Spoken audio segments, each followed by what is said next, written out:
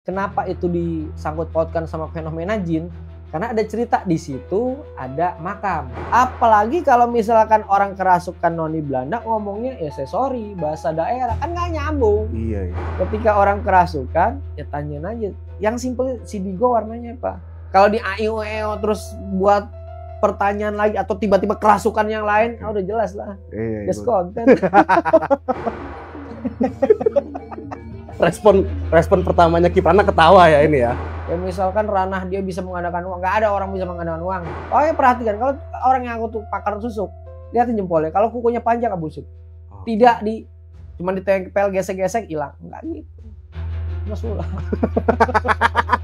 Assalamualaikum warahmatullahi wabarakatuh. Ya hul hudam, ya hul roh, ya hul gaib, ya hul jasad hadir. Siapa Pak? Namanya Pak? Ini siapa?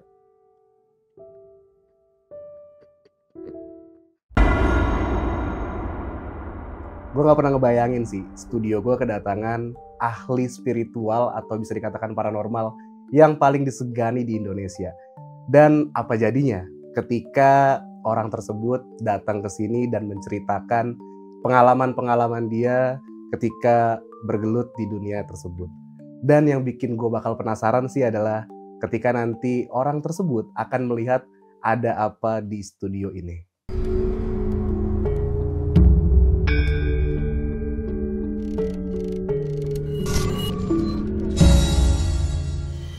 Yo, siap bro, balik lagi barengan gue Irfan Jayani dan selamat datang di Omah Bang Bro. Dan pada kesempatan kali ini gue kedatangan narasumber yang bergelut di dunia spiritual dan bahkan beliau salah satu tokoh yang disegani di Indonesia. Ini orangnya udah di sebelah kita sapa aja langsung. Halo Ki, Assalamualaikum. Waalaikumsalam bro. Masya Allah, baik alhamdulillah. Gokil, di studio kedatangan Kiprana Lew yang mana kenal sama Aki udah lama banget Ki ya kita ya. Lama ya. Sehat nih Ki ya. Alhamdulillah. Yang gak sehat tadi macet. Berapa jam jalan tadi Ki? 2 jam lebih. Jauhnya geng. Aduh. Jauh banget ya. Tapi yang penting sehat ya Ki ya. Alhamdulillah. Kesibukan lagi apa nih Ki? Saya lihat-lihat hampir sebulan kayaknya udah gak nge-host nih. Lama banget sebenarnya, bukan sebulan aja. Hampir 4 bulanan. 4 bulanan ya. Yang nge-host siapa tuh Ki? Biasa ada Odin Peter. Orang di belakangnya.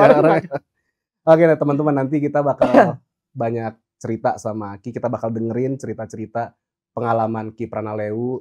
Sudah berapa tahun dia menjalani dunia spiritual ya Ki bisa dibilang ya. Nah Kiprana ini kan bergelut di dunia ini kan udah lama banget nih Ki ya. Kalau aku boleh tahu mulai ini tuh dari kapan Ki?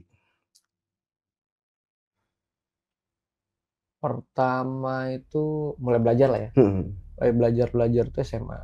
Oh ya dari SMA. SMA dulu zamannya ninja kan. Jadi dulu saya kan di pondok tuh. Di pondok jadi bukan pengen belajar sakti sebenarnya. Pengen ngelindungin kiai ini dari oknum-oknum yang ninja pada saat itu. Akhirnya mulai belajar kesana sini di beberapa pesantren yang ada di daerah itu. Berarti berawal dari pesantren tadi ya? Dari pesantren. Ya sebenarnya mungkin teman-teman penasaran tahunnya nih Ki, tahun berapa? Biar ketahuan umurnya Kiprana. Aduh. Pokoknya saya lulus SMA itu 2001. 2001 saya masih SD kayaknya. Berarti dimulai dari pesantren itu Ki ya? Dari pesantren. Tapi berarti bukan keturunan nih Ki? Keturunan juga. Keturunan juga. Atau karena kejadian tertentu? Jadi sebenarnya saya masuk di dunia spiritualis tuh sebenarnya karena saya hobi ya dari SD itu suka dengerin orang curhat. Terus saya berpikir dulu tuh nggak ngerti namanya dunia psikologi kan sebenarnya. Yang kita tahu dunia metafisik. Enak kali ya kalau jadi konsultan spiritual. Ditambah lagi karena dulu saya hobinya berantem kan, karena orang tua tentara kan, orang tua tentara, kakak tentara, jadi setiap berantem itu bukannya dibela dulu, tapi dihajar terlebih dahulu. Nah, mulai belajar bela diri, sampai akhirnya belajar yang namanya kebatinan. Dan kebatinan itu yang harus saya garis bawahi di sini, kebatinan itu bukan seperti apa ya, orang bisa dipukul nggak kena. dorong mental, bukan seperti itu. Sebenarnya kebatinan itu lebih ke agama, ke kepercayaan seseorang. Jadi saya belajar itu untuk menenangkan dulu, menggali potensi yang ada di dalam diri. Nah, ketika belajar itu baru di dunia pesantren. Oh, berarti kebatinan itu sendiri bukan yang artian dipukul nggak mempan, bukan gitu ya? Bukan. Sebenarnya lebih ke menenangkan diri itu. Menenangkan diri. Makanya itu ada kepercayaan kebatinan namanya. Jadi kalau misalkan disangkut pautkan ilmu batin adalah ilmu metafisik, itu dua hal yang berbeda sebenarnya. Entah dari mana mulainya, tapi itu dua hal yang berbeda. Kalau lebih spesifik itu berarti orang-orang yang lebih tenang tuh bisa dikategorikan punya kebatinan nggak sih, Ki? Iya, jelas. Karena itu kan secara spesifik ya. Mungkin orang mengenalnya orang yang menguasai ilmu kebatinan adalah praktisi paranormal atau apa sebutannya, sebenarnya nggak ada hal seperti itu. Kebatinan itu kalau bisa dibilang itu sebuah kepercayaan untuk hakikat diri, menggali potensi. Misal contoh, ini saya ambil contoh ya. Ini saya nggak tahu ini ilmu kebatinan atau bukan. Misal kita sedang diserang sama orang, dihina atau di apapun sama orang lain, tapi respon kita tuh kayak astagfirullah. Kayak gitu aja kita tenang, kita nggak ngebalas sama sekali. Ya, itu sama halnya tuh seperti stoicism gitu. Jadi kita lebih banyak menggali potensi. Sebenarnya hal yang bisa dibalas sebenarnya bisa. Tapi kalau misalkan kita lebih mampu menenangkan diri, itu jauh lebih baik kan dibandingkan kita membuka celah baru dan masalah baru. Seperti itu. Berarti bisa dikategorikan masuk ke kita punya kebatinan ya. Orang-orang yang sabar ya. Kalau yang nggak sabar berarti kebangetan lu. Nah, kalau Aki sendiri kan juga bergerak di bidang horor nih ya. Konten-kontennya. Yang saya penasaran nih, apa Aki pernah melihat sosok itu sebelum di dunia konten, Ki? Pernah. Jadi jin itu kan yang sering saya sampaikan juga, tidak ada satupun manusia yang bisa melihat bentuk asli. Kan ada tapinya. Ketika mereka masuk ke alam manusia dan mampu menguasai pola pikir manusia, dan itulah yang bisa dilihat oleh manusia itu sendiri. Karena akan melibatkan yang namanya ketakutan, pola pikir. Dan ketika kita takut, mereka akan menjelma sesuai apa yang kita pikirkan. Akhirnya terbentuk dan tervisual. Misalkan cerita di rumah ini ada sosok pocong, ya terbentuklah hal seperti itu. Walaupun tidak sepenuhnya akan menyerupai sosok tersebut, tapi paling tidak fenomena itu akan ada. Oke. Ini akan jadi dua pertanyaan yang beda nih, Ki. Ketika itu menjelma sebagai sosok pocong, karena kan tadi ada yang cerita rumah ini ada pocongnya nih. Itu bisa jadi berbentuk pocongnya karena pola pikir kita atau memang karena ulah si jin itu sendiri yang berubah? Pola pikir terlebih dahulu. Oh, dari karena iblis ini kan diciptakan tuh 5.000 tahun sebelum Nabi Adam alaihissalam diciptakan. Jin tuh diciptakan 2.000 tahunan sebelum Nabi Adam alaihissalam diciptakan. Andai kata ada fenomena tiba-tiba ada sosok, makanya saya bilang itu adalah pola pikir orang itu sendiri. Contoh hal tersimpelnya ketika kita lagi berdua atau bertiga, kayak misalnya tadi kamu cerita ada tiba-tiba gitar jatuh dengan sendirinya, yang harusnya mungkin ke kanan kok tiba-tiba mengarah ke kita. Nah, secara simbolik pikiran kita itu akan menginvestigasi nih, ini sosoknya apa? Betul dong? Betul. Ya, pasti ada pertanyaan di situ. Sosoknya apa? Entah anak kecil, entah perempuan kah, entah dan lain sebagainya. Dan ketika itu sudah keluar statement, ini pasti sosoknya anak-anak. Muncul hal seperti itu. Jadi gangguan-gangguan yang diakibatkan sama jin akan menyerupai hal-hal yang seolah-olah itu adalah pekerjaan dari si jin anak-anak. Seperti itu. Kita ngelihat sekelebatan teman kita ini nggak ngelihat asli, ya kan? Nah, cerita itu kan ada hiperbolanya. Kenapa disebut hiperbola? Ketika kita lagi berdua atau bertiga, ada salah satu teman ngeliat sepintas. Kita nyampein ke teman satu, gue ngeliat pocong, gue ngeliat kuntilanak. Dari teman satu, ceritakan lagi ke teman yang lain. Begitu menyebar. Kuatlah energi tersebut untuk menjadikan sosok itu sombong. Makanya ada hadis yang mengatakan ketika Nabi Muhammad itu sedang berjalan menaiki seekor onta bersama seorang sahabatnya, Nabi terjatuh. Lalu sahabatnya laknatullah wahai jin, laknatullah, wahai setan. Diomelin sama Nabi. Ini saya terjatuh bukan karena perbuatan jin, bukan karena perbuatan setan, tapi karena memang jalanannya yang berliku dan tajam. Dan ketika kamu mengatakan yang buruk tentang jin, mereka akan membesar bagaikan sebuah rumah. Kalaupun mereka mengecil, ucapkanlah basmalah. Artinya yang bisa kita garis bawahi, ketika kita menguatkan fenomena tersebut, akhirnya jin tersebut itu akan memiliki ego dan sombongannya. Jadi seolah-olah apa yang terjadi, baik itu fenomena penampakan atau fenomena yang terjadi entah kecelakaan, seolah-olah jin itu ikut andil, padahal tidak sama sekali. Jadi kayak sebenarnya kita ambil contoh di tol Cipularang ya, Ki. Itu kan banyak banget orang kecelakaan di sana. Padahal secara logika memang itu kan yang gunung dibelah kan. Ya. Yang akhirnya memang ada bukan goibnya dulu nih. Kayak tikungannya tajam yang bikin sebenarnya orang tuh kecelakaan. Nah, karena suges tadi kali Ki ya. Mungkin dari mulut ke mulut tadi. Ya, jadi kebetulan di kilometer 97 itu saya orang pertama yang memang bermain horor di salah satu program TV swasta. Terus kita observasi, kita buat jurnal, dan memang ketika kita investigasi orang-orang yang ada di sana, itu memang sebuah makam yang dibelah, gunung yang ada makamnya. Gunung yang dan ada petilasan Gunung Hejo atau apa, saya agak lupa, itu kan udah lama banget. Di sana memang banyak peziarah-ziarah yang memang berdoa di sana. Dan secara struktural dari jalanan itu sendiri kan, jadi gini. Kenapa itu disangkut pautkan sama fenomena jin? Karena ada cerita di situ ada makam.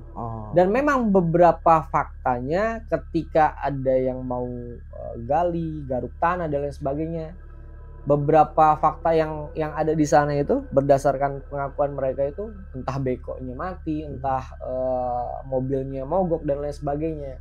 Tapi secara garis lintang ini tektok nih. Karena sebuah lembah yang dipotong itu, ketika ada sirkulasi angin, itu akan ada di bagian tengah jalan.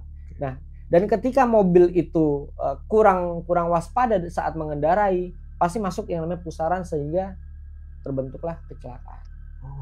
Sebenarnya masih bisa dijelaskan. Masih bisa dijelaskan, gitu. Tapi yang namanya horor, bahkan di waktu saya jelaskan yaitu ya kita pisahkan dulu dari yang namanya horor.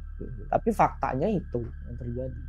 Benturan angin lah. Dan kelalaian dari si pengendara itu sendiri. Berarti pure karena memang benturan angin itu tadi ya? Betul. Kalaupun ada fenomena, kan ada beberapa kabar menangkap fenomena ya kan di sana. Itu karena cerita orang terlebih dahulu.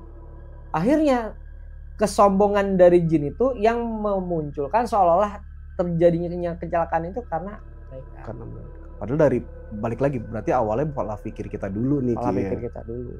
Kayak Cipularang tadi tuh sebenarnya menarik juga tuh. Karena emang udah banyak banget yang kejadian ya. Tapi kalau menurut Aki sendiri berarti kecelakaan itu pure dari yang gunung tadi di belah dua itu tadi ya? Seperti itu. Karena angin ya. Karena angin dan biasanya faktor kelalaian. Karena dulu tol itu dibentuk itu kan dia apa ya? Maksudnya ngejar waktu mau ASEAN atau kalau nggak salah tuh saya lupa. Jadi yang memang harusnya memakan waktu beberapa, tapi ini dipangkas waktunya. Jadi kan konstruk jalannya juga kan masih kurang stabil. Project buru-buru lah ya bisa dibilang. Project buru-buru. Nih kita balik lagi ke ilmu kebatinan tadi nih Ki. Ada nggak sih cara buat melatih mata batin kita tuh Ki? Sebenarnya bukan mata batin, mata batin. Sebenarnya bukan seperti tadi saya bilang mata batin, karena kalau berbicara mata batin berarti kan berbicara kolbu. Nah batin itu kan hati, berarti mata hati. Mata hati. Nah ini mata zohir. Artinya penyebutan mata batin itu sebenarnya yang nggak sah ya, tapi ya memang sudah kadung terkenalnya istilah mata batin, ya terkenalnya mata batin gitu loh. Tapi yang jelas mata itu kan bisa dilatih ya dari kepekaan itu sendiri. Kalau orang nggak peka juga ya susah buat pelatihan. Berarti bisa dilatih tapi tergantung orangnya ya. Betul. Makanya kalau dibilang mata batin tuh harus melek ya itu salah. Karena mata batin ya berarti berbicara tentang hati. Tentang Jadi hati. harus pejamkan mata. Oke. Seperti Nah, itu. selama ini Aki pernah lihat sosok goib tuh bentuknya apa aja sih, Ki? Kalau ditanya bentuknya apa ya macam-macam. Makhluk. Tergantung kan dia melibatkan ini ya pola pikir ya. Ketika saya di gunung, saya takut sama binatang, muncul binatang. Oh. Gitu. Ketika saya takut di sebuah kuburan, ya gambaran yang ada di dalam diri saya entah perempuan duduk, entah kuntilanak, entah pocong dan lain sebagainya. Jadi semuanya itu melibatkan diri kita sendiri sebenarnya. Kalau lagi takut, jangan mikirin hal-hal yang menakutkan. Mikirin Miyabi. Udah jelas, seksi. Baru mau saya tanya. Sudah dijawab.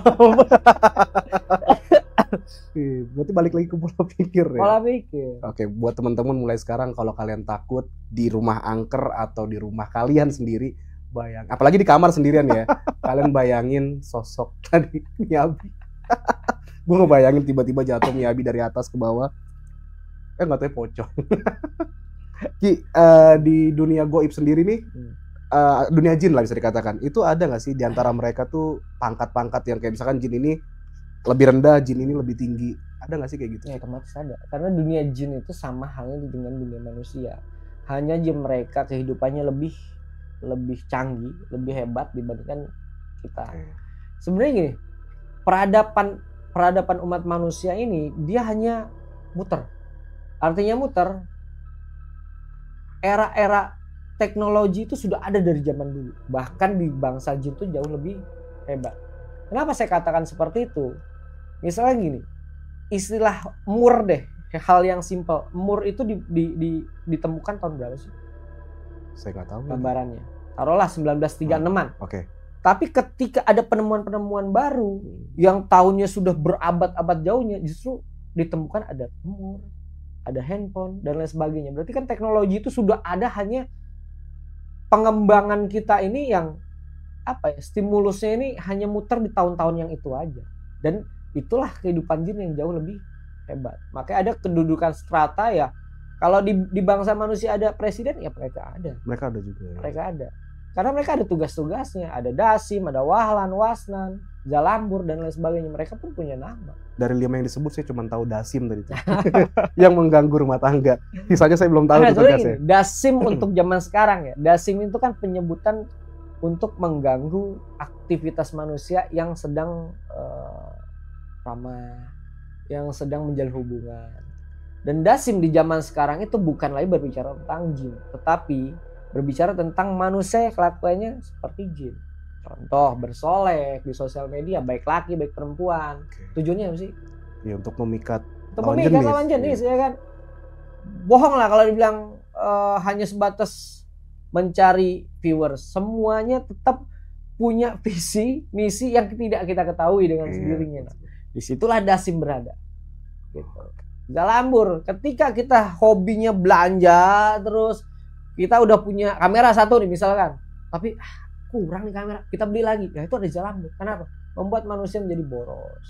Wahlan itu yang suka membuat orang itu was-was, terus nggak tenang. Padahal kerjaan tuh udah dikerjain baik, tapi masih aja ada ketidakpuasan gitu. Karena mereka punya strata, punya pangkat yang memang hampir dimiliki sama manusia. Di bangsa jin aja ada jin pengganggu, di dalam umat manusia ada nggak manusia pengganggu? Ada, banyak. Berarti jin sendiri punya tugasnya masing-masing. Punya tugas masing-masing. Kayak Kanzab deh. Kanzab orang taunya, ya sorry nih, di film dengan kejadian Kanzab asli tidak sesuai dengan realitanya. Kanzab adalah jin yang memanipulasi pikiran ketika dia sedang usoli, misalkan usoli fardol maghribi salah rakaat mustaqbil qiblat ada nilai taala Allahu akbar. Bukan yang di belakang ngaminin, makmum bukan. Jadi ketika kita Allahu akbar, jemuran gue udah gue angkat belum? Lebih ke situ. Lebih ke situ. Masakan, aduh, istri belum masak. Nah, masuk ke pola pikir. Supaya sholatnya tidak sah. Bukan tidak sah, terganggu dengan tidak aktivitas, fokus kan. Tidak fokus itu. Kan kalau di film tuh ketika Allahu Akbar di belakang nyaut. Amin. Amin. Kan nggak gitu. Penggambarannya bukan. Penggambarannya nggak seperti itu. Iblis tertinggi nggak? Iblis tertinggi. Iblis Iblis itu kan nenek moyang dari bangsa jin dan setan. Nah, orang taunya penampakan itu kan setan. Salah. Setan itu adalah sifat yang dimiliki bangsa jin sama yang dimiliki sama bangsa manusia. Dimiliki bangsa jin. Jin ketika dia menyerupai, menjelma menjadi sosok yang menakutkan, satu, dia mempengaruhi pola pikir kita. Nah, itu ada setan di situ. Manusia ketika tidak senang dengan kebahagiaan orang lain, ya di dalam dirinya ada setan. Emang setan tuh. Emang setan. Jadi kira-kira ini pertanyaan nih. Iya. Kalau yang dekat sini hari apa aja? Karena tahu kan? Berarti sebenarnya kita tuh juga nggak jauh-jauh dari sifat setan kebanyakan Ki ya. Yang untuk di zaman sekarang nih. Ya. Karena banyak banget kejahatan-kejahatan yang sekarang. Betul. Kita ambil contoh yang kemarin lagi rame. Seorang anak yang masih duduk di sekolah SMP minta uang untuk dibelikan motor. Tidak dibelikan, rumah orang tuanya dibakar. Ya. Itu udah sifat setan atau iblis itu malah Ki? Iblis. Karena apa? Iblis, Biar ya. bagaimanapun, karena gini, surga itu kan di bawah telapak kaki ibu ya kan. Itu adalah simbolik, artinya ketaatan anak harus taat terhadap orang tua, kedua orang tuanya.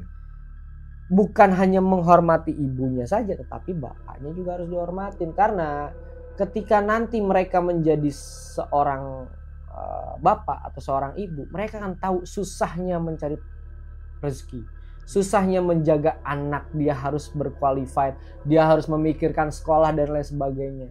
Ya, mungkin di era-era sekarang yang pola pikirnya kurang ajar atau durhaka terhadap orang tuanya, mereka nggak berpikir jangka panjang. Mereka hanya ingin ketika dia mengucapkan A, ya harus ada A di situ. Padahal kan tidak seperti itu. Nggak semuanya orang tua memiliki rezeki yang lebih. Namanya orang tua, nanti ketika kamu sudah jadi orang tua nih, pasti akan mengkotak-kotakan. Ini buat biaya hidup, ini buat biaya sekolah anak, ini buat kendaraan dan lain sebagainya. Itu pasti ada. Ketika mereka memanfaatkan situasi seolah-olah dia mampu mengintimidasi orang tua, disitulah kedurhakaan terjadi. Alhamdulillah menjalik. Semoga dijauhkan ya Ki. Amin. Kita buat teman-teman juga nih, semoga mungkin orang tua dijauhkan anak-anaknya punya sifat seperti itu. Dan buat anak-anak yang nonton ini, semoga dijauhkan juga sifat-sifat seperti itu bisa membahayakan orang tuanya. Rumah sendiri dibakar yang bener aja. Mau tidur di mana ente? Nah Ki, selama bergelut di dunia ini pernah nggak sih Ki ketemu sosok jin yang bener-bener kayak ini susah nih gue usir nih? Pernah nggak tuh? Kalau susah, Jin bandel lah, jin bandel. susah sih enggak ya? Kurang percaya diri ada. Karena gini, karena jin itu kan melibatkan setan di dalam diri manusia. Ketika kita punya keraguan sedikit aja, ya mereka kan sombong, punya sifat sombong itu. Apa yang lu baca, gue bisa. Gue kan sebelum para manusia diciptakan. Makanya ketika kita memanfaatkan situasi atau misalkan ya air putih aja bisa jadi obat, kalau kita apa? Bener. Yakin. Kita yakin. Kalau kita nggak yakin, kembung yang ada. Mau minum segalon 2 galon kembung, bukan jadi obat malah jadi penyakit. Sama halnya ketika orang kena ginjal, penyakit ginjal, itu disaranin minimal kan 2 liter. Tapi kalau lebih dari 2 liter malah punya penyakit ginjal. Malah penyakit. Nah, jadi keyakinan itu kembalikan lagi kepada diri kita sendiri. Mau susah mau tidak, yang penting let it flow dulu. Kita yakin dulu orang kita yang diciptakan kok, mereka juga diciptakan. Kita harus takut sama yang menciptakan, bukan sama yang Sesama diciptakan. Apalagi katanya derajatnya lebih rendah kan ya.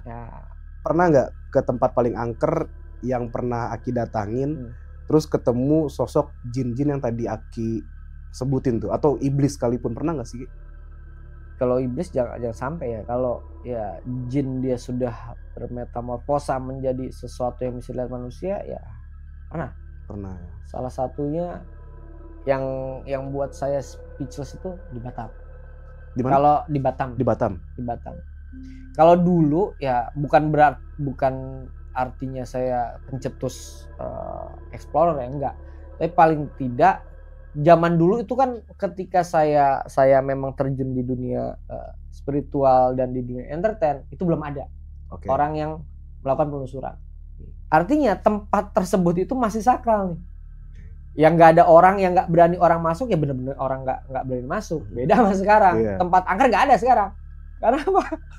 Tempat explore kebanyakan sekarang. Explore banyak kan. Iya. Kalau dulu tempat angker ada. Karena ketika orang mengatakan ini angker, jin pasti ada di situ. Karena sudah terlontar statement tersebut. Kalau sekarang, yuk cari tempat angker, nggak bakal ada. Karena di mana tempat angker, di situ dimasukin orang. Dan Bisa menjadi sumber rezeki. rezeki. Bisa buat ngonten, bisa yang ini yang paling parah nih, tempat angker dipakai buat zina tuh banyak tuh. Banyak itu. Banyak. Makanya kayak misalkan let's say Rumah Darmo. Rumah Darmo saya yang pertama kali masuk. Surabaya nih ya. Surabaya. Angkernya di mana? Nggak ada. Yang banyak di tempat situ bekas-bekas alat kontrasepsi. Itu tadi jin yang tadi ya berarti ya. Tuh. Emang kacau nih sekarang tempat angker dipakai maksiat. Aduh. Cari tempat lah, bro. Dan cewek-cewek jangan blow on. Minimal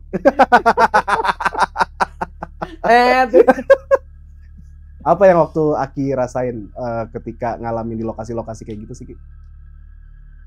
Satu, Selain AdSense ya. apa ya? Satu, saya harus melibatkan rasa takut dulu gitu loh. Kalau sekarang kan konten saya ya lebih ke humoris horor ya jatuhnya ya. Karena yang ngikutin pasar gitu loh. Kita juga tidak bisa selalu idealis tanpa melihat viewers ini maunya seperti apa. Ketika mereka mau saya seperti yang dulu, saya akan memposisikan itu. Ketika sekarang lagi ramainya bercanda di horor, ya mainkan sih. Berarti ikutin pasar lagi. Ikutin pasaran. Ki, kalau ini ada nggak sih tempat yang energinya tuh keras banget sampai mungkin menurut Aki ini kayaknya nggak bisa nih dibersihin total nih. Ada nggak tempat kayak gitu? Ya, salah satu di Batam. Di Batam itu tadi ya. Yang Lokasi apa bener-bener, tuh? apa ya? Kayak kuburan orang-orang Vietnam apa namanya? Oh. Apa di mana itu? Kampung Vietnam bukan? Camp Vietnam. Iya, Camp Vietnam ya. Di situ salah satu. Itu susah dibersihin total tuh ya. Saya dulu nggak percaya kesurupan, bro. Heeh. Saya nggak. Ya ketika orang kesurupan, apalagi saya masuk ranah psikolog ya. Jadi ketika orang kesurupan ya ada bisa diterjemahkan. Oke. Dan saya ngalamin sendiri. Saya kan nggak ngerti bahasa Thailand, bukan Thailand, apa bahasa Vietnam, katalog kayak Tagalog dan lain sebagainya. Di situ saya bisa ngomong itu. Oh ternyata begini. Itu saya nggak sadarin. Ini agak nyambung nih. Ini bukan bermaksud ke konten lain-lain, tapi nggak apa-apa Ki ya, kita ngobrol Ki ya. Ketika ada orang sebelum orang kesurupan itu dia bilang di sini ada sosok noni Belanda. Sampai satu kejadian dia kesurupan, dari sosok yang dia tunjuk ternyata kesurupan pakai bahasa Sunda. Itu bisa dijelasin nggak sih tuh Ki? Ya bisa lah. Bisa ya? Karena gini, ada juga kalau di dalam dunia pola pikir, ketika orang kerasukan, misalkan dia nggak bisa bahasa Inggris tapi dia bisa bahasa Inggris, tapi ada notnya di situ. Artinya yang dia bisa hanya misalkan bahasa Inggris yang dia ketahui, gitu loh. Misalkan kayak misalkan what, yes, okay, where you're from, my name is bla bla bla, ya kan?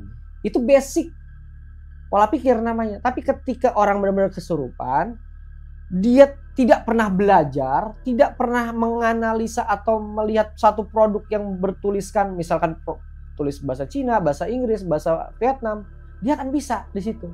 Apalagi kalau misalkan orang kerasukan noni Belanda ngomongnya ya saya sorry bahasa daerah, kan nggak nyambung. Iya. Jangan sembung bau golok. Kalau orang ketika orang kesurupan, yang kita harus perhatikan mata dulu. Oke. Ketika dia kesurupannya merem, mau dia lari, mau dia jalan, dia akan tahu.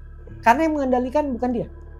Dan ketika dia terbuka matanya, dia ngeblink itu hanya bisa dihitung pakai jari. Oke. Tidak lebih dari 3 atau 4 blingan. Tapi kalau misalkan itu bukan kesurupan, cacingan. Dan namanya orang kesurupan, ya kan? Benar-benar kesurupan. Ini bukannya kita berbicara tentang telepati. Dia bisa mengetahui apa yang tidak kita ketahui. Karena dia menguasai kan. dikuasai sama yang tidak dia inginkan. Namanya jin tidak terbentang ruang dan waktu. Kalau jin dia ibaratnya dia bisa mengetahui apa yang ada di belakang tembok ini, kalau kita kan enggak. Gitu. Itulah yang membedakan. Hal simpelnya, ketika orang kerasukan, ya tanyain aja. Yang simpel Sidigo warnanya apa? Kalau di AIOEO terus buat pertanyaan lagi atau tiba-tiba kerasukan yang lain, udah jelas lah. Just content. Berarti intinya kalau kesurupan yang paling pertama kita tanya, tebak Sidigo warna apa? Iya, paling simpel itu. Gitu ya. Oh. Jadi inget. Saya pernah ngalamin Ki, jadi ada teman, dia kesurupan. Saat itu saya masih bingung untuk nih cara nanganinnya gimana kalau kesurupan. Cuman karena ada teman saya satu lagi yang iseng, dia coba nih kalau kesurupan disundut kuat. Dicobalah. Puntung rokok, udah deket begini, tangannya begini. Berarti bukan kesurupan tuh kayaknya. Bukan. Karena sadar ya. Karena ketika orang kesurupan, ngerasain sakitnya, capeknya setelah dia keluar. Kalau misalnya dia hawa panas dia udah narik, itu kan kerasukan, bukan kesurupan. Kayak kepanasan. Berarti bukan lah itu kayak. Jadi kalau Aki sendiri nih, mungkin ada saran juga buat teman-teman. Kalau cara bedain orang kesurupan atau enggak tuh kayak gimana tuh? Lihat matanya aja. Lihat matanya. Ya. Mata itu menjawab setiap pertanyaan yang akan kita lontarkan. Karena ketika dia, kan biasanya orang kesurupan mendelik, plototin aja. Oke. Inner beauty akan terlihat dari mata. Ketika kita ketika kita bisa mengalahkan galaknya matanya dia, pasti mata dia lari-lari. Buang. Kebuang. Karena apa? Dia sendiri ngeper. Kan bener. Namanya orang yang pelotot ini bisa ngegampar, betul nggak? Betul. Nah, itu yang dia hindari. Tapi ketika dia kesurupan bener, melotot lagi. Gitu. Tanpa dia harus sebenarnya begini-begini tuh karena lagi buang mata ya. Buang mata, mengalihkan, manipulasi. Kalasima ya. Nih Ki, saya ada satu video, mungkin Aki pernah lihat di Instagram tuh lagi rame. Saya mungkin pikir itu di daerah-daerah entah Jawa Timur entah mana lah. Kalau Aki tahu tuh yang kesurupan massal tuh nggak Ki? Pernah lihat nggak videonya yang tiba-tiba kesurupan? Ada satu video yang menurut saya nggak cocok buat kesurupan. Pernah lihat nggak videonya? Yang mana tuh? Nah ini Ki.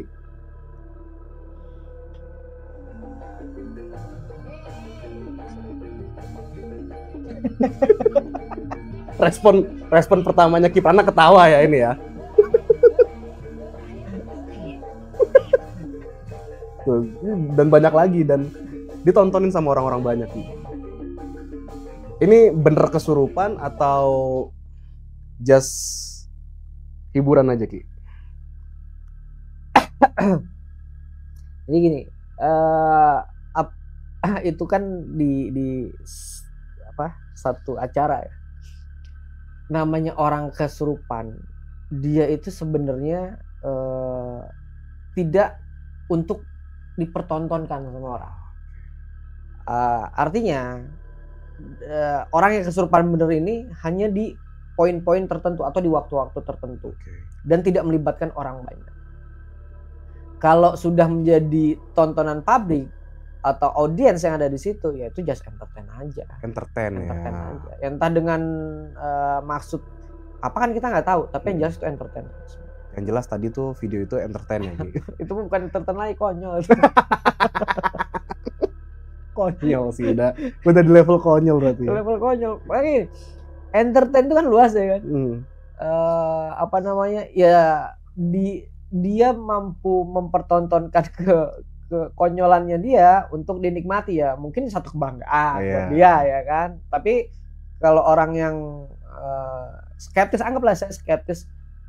Goblok. Iya lagi. Kan bikin malu ya. Iya bener. Jadi apa ya? Jadi yang kesurupan benerannya ke bawah ya. Kasihan yang kesurupan bener ya kan.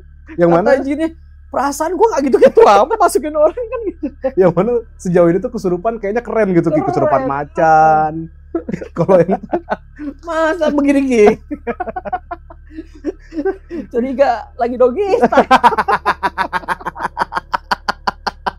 Aduh tahu lagi gue doggy style. Astagfirullah. Canda ya guys. Intermezzo aja teman-teman. Cuman emang ini sih buat kita juga di luar ya, ketika kesurupan yang modelan kayak tadi ya cukup ketawa aja, kita nggak usah panik. Karena kalau panik kita repot sendiri ya. Manggil ustadz, kata ustadznya lah ini mah habis makan gorila. Katanya kalau teman-teman tahu gorila, kecubung. Ki, sekarang kan banyak nih ya. Zaman sekarang nih iseng main jelangkung, uji nyali, terus baca tarot, ilmu, terus tanpa ilmu lah. Kayak iseng-iseng aja misalkan main jelangkung tapi dia tidak punya pengetahuan tentang dunia itu. Pesan Ki Prana sendiri untuk orang-orang kayak gitu apa Ki? Yang jelas gini ya.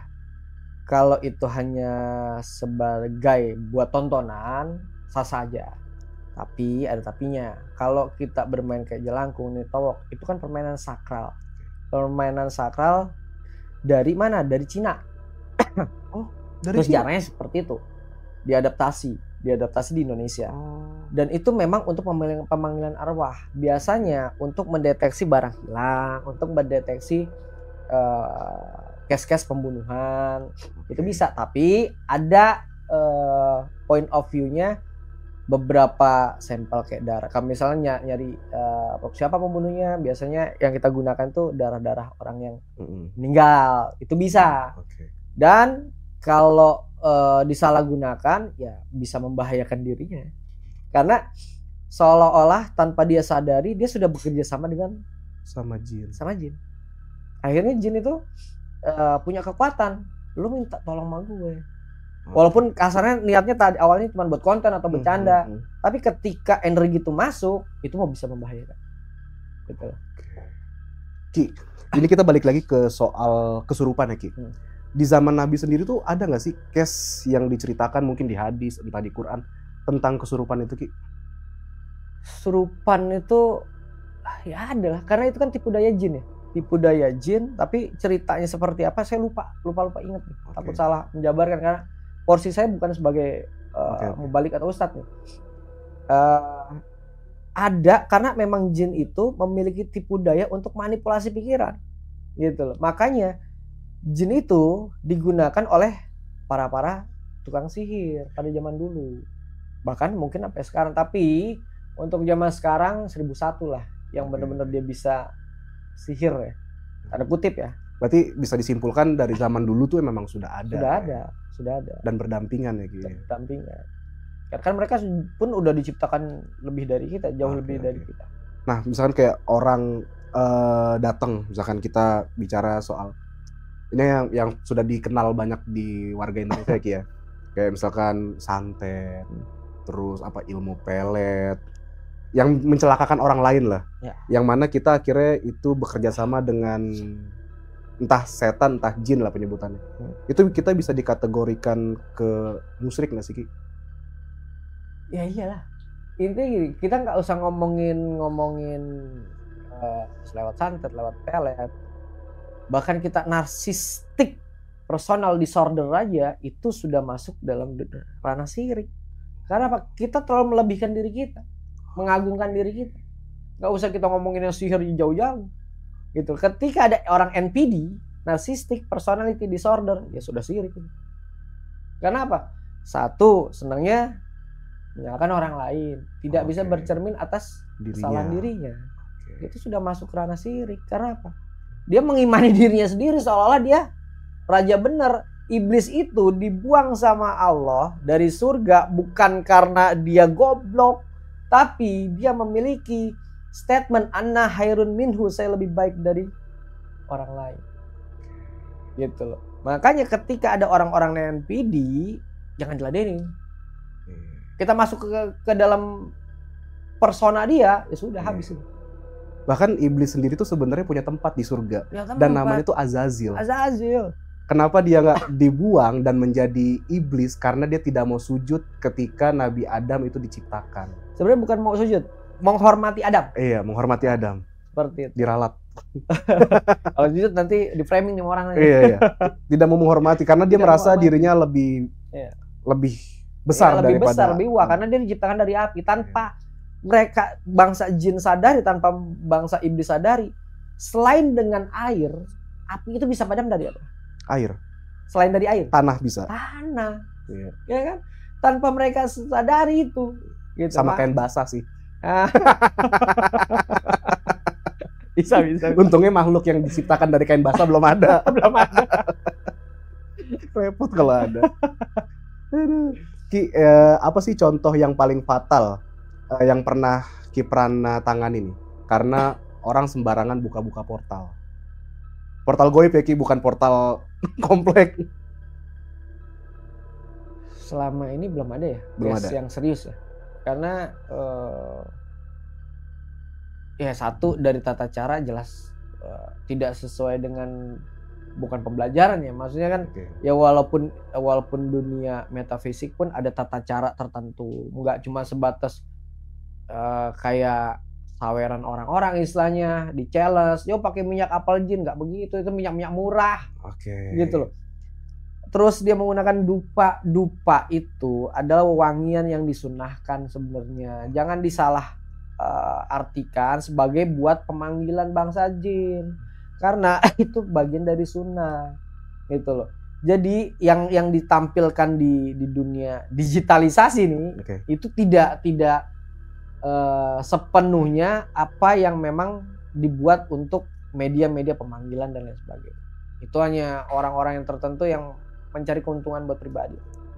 Sebenarnya dupa itu sendiri fungsinya bukan untuk manggil ya, Bukan. emang untuk wangi-wangian. Wangi-wangian. Kayak gini nih, kita lagi sholat, ya kan.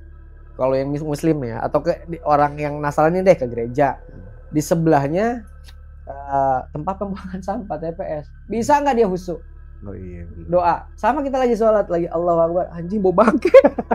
Nggak bisa. Tapi ketika kita mencium ya bau wangian itu, kita akan masuk ke ranah ketenangan. Kita nyaman. Kan lebih enak nyium bau harum dibandingkan nyium bau busuk. Betul. Betul nggak? Mau rumah mewah tapi di dalamnya, di kamar ini ada bangkainya, muntah. Itu aja. Ya karena dipakai dupa itu bentuknya mungkin estetik kali Ki ya. Estetik. Kalau cuma soal wangi, kenapa nggak manggil jin nggak pakai Stella rasa jeruk? Wangi juga kan ya? Kenapa nggak pakai sunlight ya? Biar bersih setannya. Ki, ini Ki Prana percaya nggak sampai detik ini Ki ya? Kalau ilmu hitam itu bener ada? Percaya. Bisa dijelasin nggak Ki? Ilmu hitam tuh ini loh ilmu hitam, ini loh ilmu putih. Gitu. Jadi gini, ilmu hitam, ilmu putih, bukan ilmu merah nih Sel ya. Pakarnya Marcel. Jadi gini, yang dimaksud ilmu hitam, dia ini sudah berkolaborasi benar-benar sama setan. Gitu loh. Oke. Artinya ya dia jauh dari yang namanya agama, jauh dari sifat kebaikan, jauh dari akhlak dan lain sebagainya, yang memang mencerminkan bahwa dia umat beragama gitu loh. Sedangkan orang yang menganut aliran putih ya paling tidak dia masih mengerjakan sesuatu yang diwajibkan gitu loh. Jadi ketika orang bermain ilmu hitam, artinya dia sudah masuk ke ranah setan. Dia akan jauh dari peradaban umat manusia, itu udah pasti. Karena senang hidupnya ini hanya individu. Terus dia menggunakan tata cara yang memang ada di setiap pelajaran yang dia dapatkan. Misalnya dia harus menggunakan air liur manusia, itu kan nggak ada di ajaran agama ya kan. Terus darah menstruasi gitu loh, dan lain sebagainya. Ya itu yang dimaksud dengan ranah ilmu hitam gitu. Dan kalaupun keajaiban ya benar kata Marcel, bisa jadi gimmick.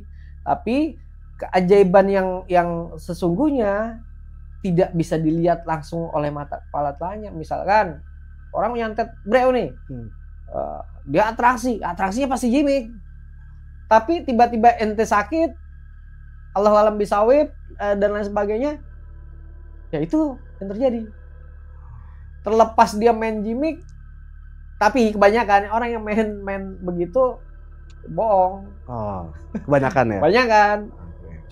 Cumanya dia diam, dia nggak mempublikasi, tiba-tiba dia kesel sama orang, atau orang itu dead, ya itu yang harus waspada, hati-hati tuh orang-orang kayak gitu. Sebenarnya waspadalah sama orang yang diem ya Ki Iya, ya. waspada. Karena diem bukan berarti takut. Bukan berarti takut. Dia hanya menghindari, jangan sampai dia melakukan hal untuk mencelakakan orang lain.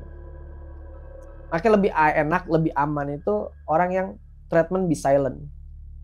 Kita tahu, kita nggak tahu, ya sudah diam. Yeah. Itu bukan ranah kita, toh kita punya Betul, dosa, betul. orang lain punya dosa. Kita punya aib, orang lain punya aib. Jangan Apalagi- sampai terbentur dengan satu masalah yang akhirnya menjadikan masalah itu besar. Apalagi sampai bongkar-bongkar aib orang ya. Bahaya. Walaupun kita tahu aibnya Ya. Karena Allah sudah nutupin aib kita serapet-rapetnya. Jangan sampai malah kita sendiri yang ngebongkar aib. Karena walaupun kita bongkar aib orang, kita sendiri tuh punya aib. Betul. Nanti akhirnya karmanya ke kita juga. Ujung-ujungnya aib kita dibuka sama orang lain juga. Nah, Ki Prana, apakah ilmu putih dan hitam itu bisa dibedakan dari niat atau juga medianya? Ya dari niat dan media biasanya. Itu. Orang tuh nggak sabaran ya, nggak sabaran ke white magic istilahnya ya. Karena mungkin dikasih wiritan tertentu, terus doa-doa tertentu yang memang mungkin orang berpikiran terlalu banyak.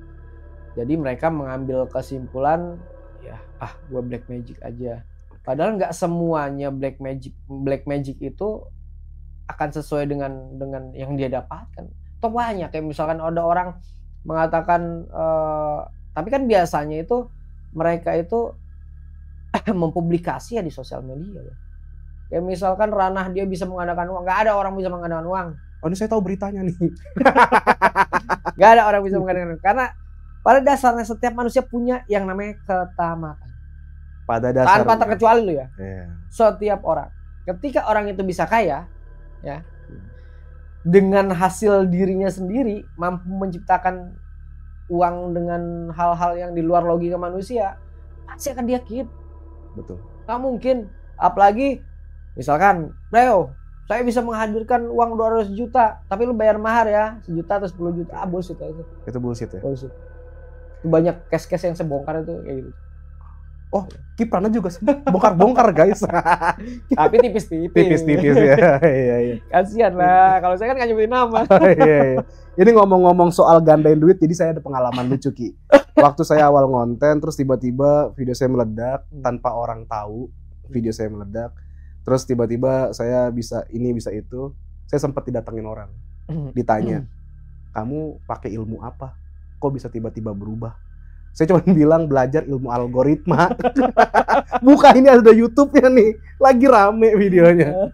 Jadi kadang orang tuh suka nyangkut-nyangkutin hal-hal mistis juga sih Ki ya. Dari orang ya, kadang orang naik tanpa kita tahu pekerjaannya langsung ini pesugihan. Yeah. Wah, ya, ini misalnya orang di rumah aja, tapi lu punya mobil, punya rumah lagi. Wah, lu punya tuyul. Padahal ya main saham. Main saham bener. Bukan trading ya, saham. Aduh lucu banget sih jadi kalau inget gitu tuh.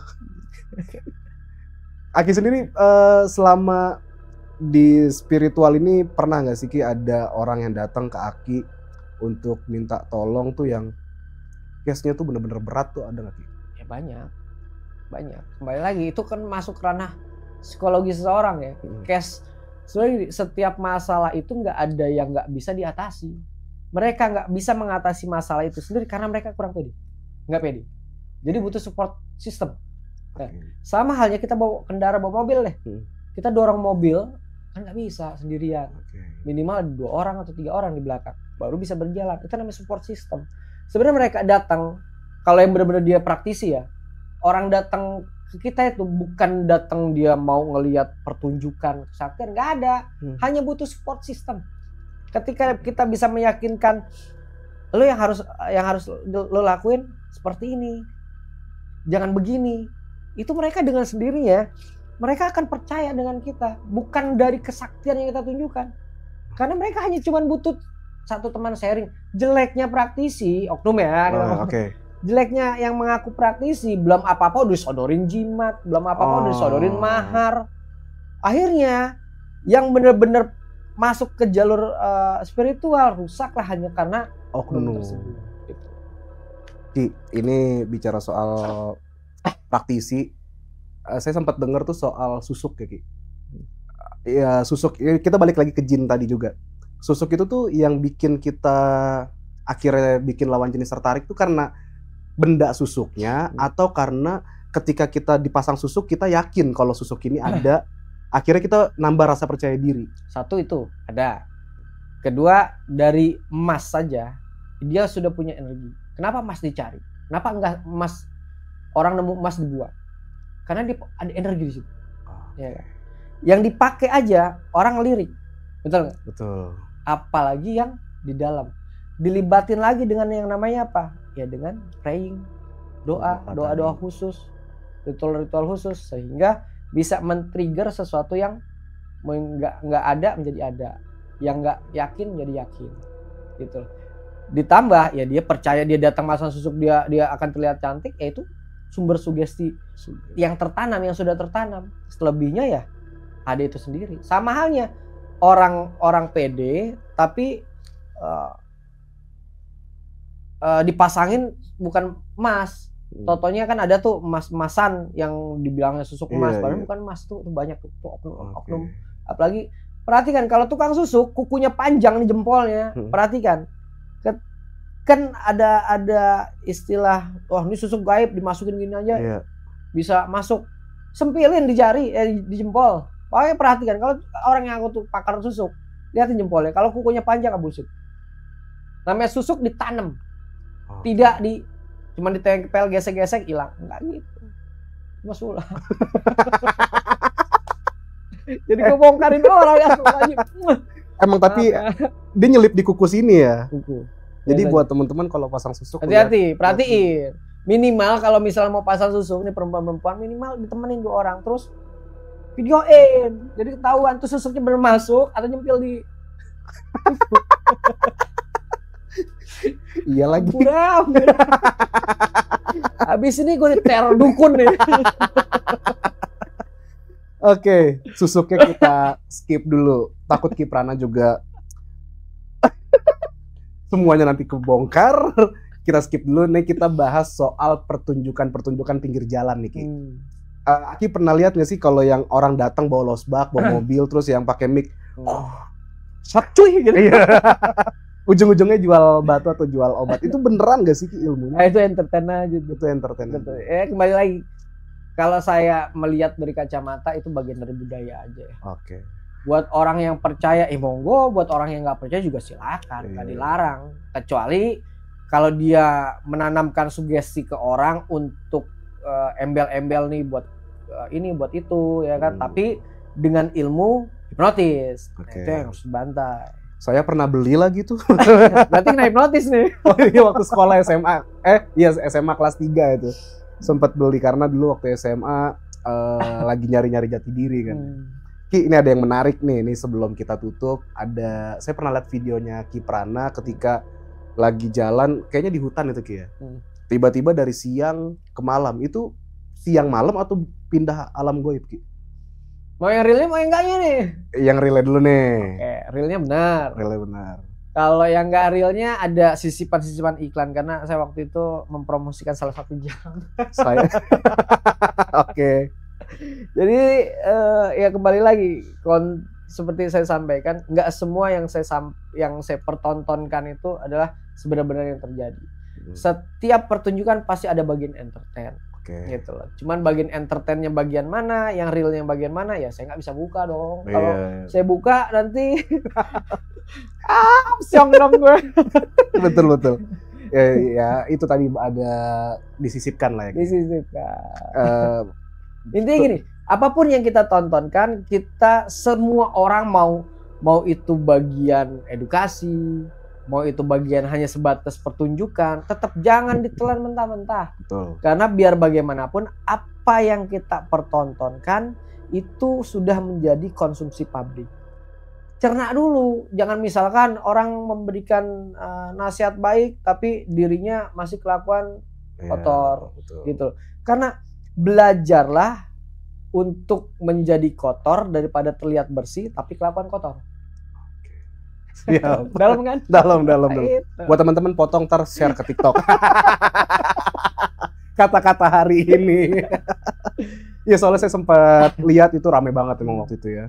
Ya, makanya akhirnya banyak nih copycat copy paste. Iya. Tapi saya seneng. Artinya ya saya sebagai pelopor menjadi pantauan generasi untuk menciptakan yang jauh mungkin lebih hebat lagi dibandingkan saya. Gitu. Cuman kalau masuk ke dalam ranah entertain, ya sudah ngomong ini entertain gitu. Jangan sesuatu yang menjadi ranah hiburan, jangan sok idealisme ini beneran. Jangan. Saya aja yang pelopornya mengatakan ini bagian entertain kok. Ngapain kalian harus takut? Toh dari dulu yang namanya tontonan baik itu misalnya kita cuma swipe begini aja orang yang ada di sini. Kita upload itu konsumsi publik. Betul. Ada pro ada kontra, ya kan? Betul. Ada yang pro misalkan, bro begini ya, atau kamu begitu ya. Terus ada lagi yang kontra, bro gendut banget dan lain sebagainya. Misal ya kan? Nah itu kembalikan lagi. Jadi jangan dijadikan acuan untuk kita ributin. Bener ya, lu real ya. Oh lu settingannya, jangan. Untuk jadi kreator nih, terutama kreator horor, nggak gampang orang jadi kreator horor. Satu ya, dia harus mengorbankan waktu malamnya untuk menemani kalian nih. Terus kedua, dia harus mengeluarkan materi untuk satu dari perizinan. Dulu mah nggak ada izin gratis semua, betul? Sekarang berbayar.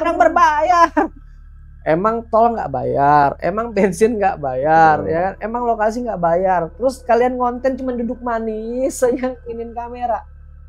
Itu kita harus nyiapin makan, kita harus nyiapin snack, minimal keluar duit banyak. Jadi buat penonton horor ya, cukup kalian support mereka tanpa harus mengadu dombakan siapa host favorit kalian. Itu yang benar. Karena sekarang tuh rame banget kayak, mending nonton ini, jangan dikomparisasi, jangan. Setiap orang punya style, punya tes masing-masing dan punya pakemnya masing-masing. Kalau misalkan saya disuruh jadi Davi, ya nggak bisa. Davi pun disuruh jadi saya nggak bakal bisa. Karena setiap Davi dia punya stylenya sendiri, saya punya stylenya sendiri. Gitu. Betul. Beda genre lah kalau di musik ibaratnya. Beda genre, walaupun genre sama, tapi kan ada yang mainin gitar, ada yang main drum. Iya. Nah, masing-masing. Kebetulan Naki main drum. Dung. Makanya please welcome Bencong gitu. Karena Cong Ben. Iya, Cong Ben. Aduh, gini terakhir Ki, sebelum kita udahan, ini kan tadi saya cerita off the camera yang saya bilang saya pindah ke sini hari pertama tuh ada fenomena gitar pindah, nggak tahu apa. Kalau orang nggak mungkin karena saya memang di bawah itu posisi berdua, nggak ada orang lain. Yang lain udah tidur, saya cuma berdua, tiba-tiba gitar pindah. Nah, kira-kira bisa nggak sih Ki dilihat atau dibaca di studio ini ada energi apa sih? Ini mau yang real mau yang bohong? Real ya. Real. Oke. Terlepas ini benar atau tidak, ini bagian dari entertain yang saya miliki dan saya pastikan tidak ada orang yang bisa. Eksklusif. Saya mau tanya dulu nih, Bro. Siap. Orang tua masih ada nggak? Orang tua tinggal satu. Iya, yang ibu atau bapak? Ibu. Bapak udah nggak ada. Oke, sip. Ada yang tahu nama orang tuamu nggak? Temen-temenmu? Di sini nggak ada. Nggak ada. Bahkan ke kakek, nenek atau tanggal lahirnya nggak ada yang tahu. Nggak ada yang tahu. Yang saya mau coba panggil, kalau saya punya istilah jin petot. Jin petot itu ada singkatan. Pengen totot. Ada lagi orangnya. Bentar. Jargon saya kan assalamualaikum waalaikumsalam ya hal muhdam ya hal roh ya mugaib ya hal jasad hadir, ya kan. Nah itu tetap akan saya panggil karena ketika saya melakukan ritualisasi itu pasti yang saya gunakan. Tempe silit tema botai tempe tema botai. Bukan itu kayak bukan. Makanya seperti saya sampaikan bro di awal ya kan. Mau ini bener, mau ini enggak, tetap ini bagian dari entertain. Oke, saya tadi udah percaya lagi. Tapi kok ada tempe?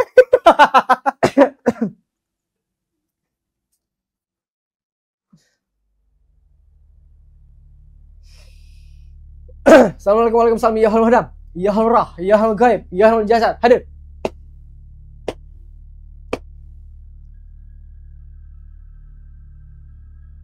Assalamualaikum warahmatullahi wabarakatuh. Ya hulul hudam, ya hulul roh, ya hulul gaib, ya hulul jasad, hadir.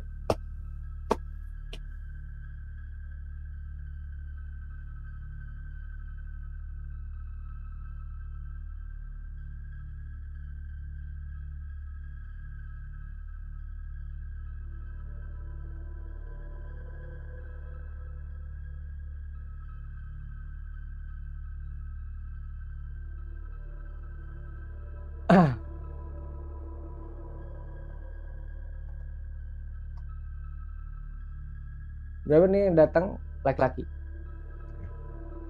Dia pakai baju tentara. Oke. Sekarang saya tanya dulu nih. Keluargamu ada yang tentara? Ada. Ada. Saya mau melibatin intuisimu untuk menggambarkan, mendeskripsikan siapa yang ada di depan saya sebelum saya tanya namanya dia. Oke. Ya. Sekarang kamu merem, kamu pusatin pikiran. Kalau terlihat kau bilang terlihat, kalau enggak kau bilang enggak. Iya, Kelihatan dia pakai baju tentara? kelihatan. Oke. Pak, punten. Sekarang saya tanya dulu sebelum saya tanya namanya.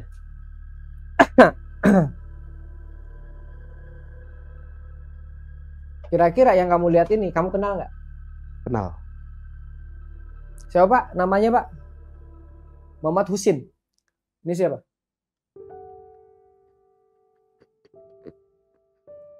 Merinding saya nih. Ini bukan ruh yang saya panggil, tapi Horin. Pak, punten, nama Bapak Muhammad Husin, nama orang tua Bapak siapa? Haji Saifi Rauf, benar? Nama ibu Bapak siapa? Hajah Nuraini. Saya kurang yakin, Pak.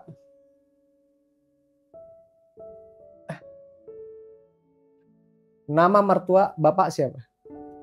Hajah Jaleha.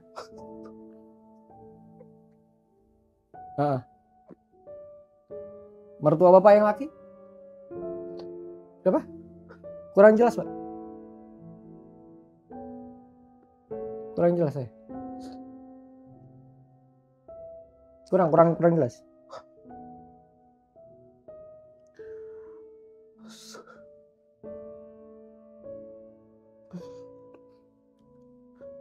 Ibrahim siapa, Pak?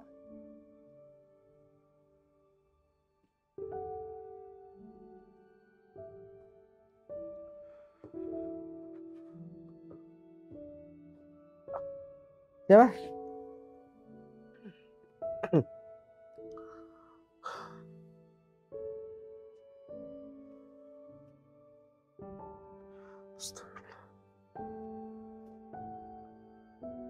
Baik. Ya, saya paham. Ya, waalaikumsalam. Ini siapa? Beliau. Ayah tiri. Ayah tiri. Yang tadi disebutin nama kakek, nama nenek, bener nggak? Betul. Karena biasanya pada dasarnya jin itu suka Oke. bohong. Betul. Nah, tadi saya nggak dengar Ibrahim. Ada Ibrahim. Iya. Itu dia siapa? M. Ali Ibrahim. M. Ali Ibrahim. Iya. Baru kali ini saya buat host nangis. Saya Kipra Leu, inilah Breu TV. Astagfirullahaladzim, ya Allah. Sebelum almarhum meninggal, saya deket sih kayak sama dia. Sebelum almarhum meninggal itu, dia sempat bilang, orangnya kelihatannya cuek banget kelihatannya kayak. Makanya, sorry, saya potong dulu, Bro. Beliau nggak mau terlalu lama di sini karena ngelihat kita nangis. Dia tipikal orang yang tough, cuman nggak mau memperlihatkan kepedulian. Tapi, dia bilang itu saya izin, saya nggak mau kasihan anak saya. Dia menyampaikan itu. Makanya saya tanya, kamu harus bisa melibatkan apa yang saya sampaikan ketika saya coba mengundang. Ini bukan ruh ya, tapi coba Horin. ketika saya coba melibatkan itu, dan kamu juga harus bisa terlibat untuk melihat siapa yang ada di depan saya. Nggak hanya sebatas, saya buka mata batinmu. Nggak ada buka mata batin. Mata hati. Seperti itu. Coba ceritain. Jadi gantian kita yang interview, bro. Iya, jadi sebelum, ya walaupun ayah sambung, tapi saya sayang banget sih sama dia. Karena dulu waktu pas, dia tuh kelihatannya cuek banget. Tapi ternyata diem tuh dia perhatiin, kayak tiba-tiba di rumah saya mau apa, yang tadinya saya mau tapi ibu saya tuh buat apa sih lu, ternyata udah ada di rumah. Tapi beliau tentara? Iya betul, TNI. Oh, anak kolong juga berarti guys. Dan meninggal tiba-tiba, jatuh jantung. Saya nggak sempet ngelihat, jadi tahun berapa ya? 2 tahun lalu gitu.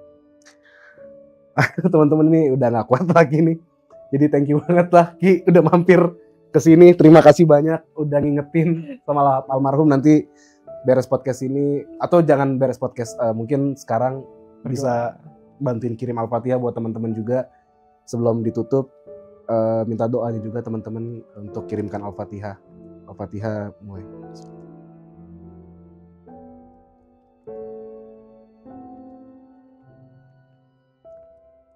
Doa selesai. Buat teman-teman yang punya pengalaman horor, mistis atau hal goib yang barusan banget gua alamin, kalian boleh banget DM ke Instagram di sini atau email juga ke sini supaya kalian nanti bisa cerita. Tarik nafas dulu. Ini bukan podcast jalinan kasih ya guys. Ini podcast horor loh. Karena beliau minta horor, yang saya sajikan horornya. Astagfirullah.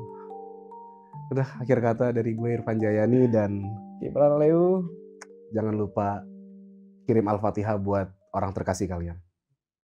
Ros pisan. Assalamualaikum warahmatullahi wabarakatuh.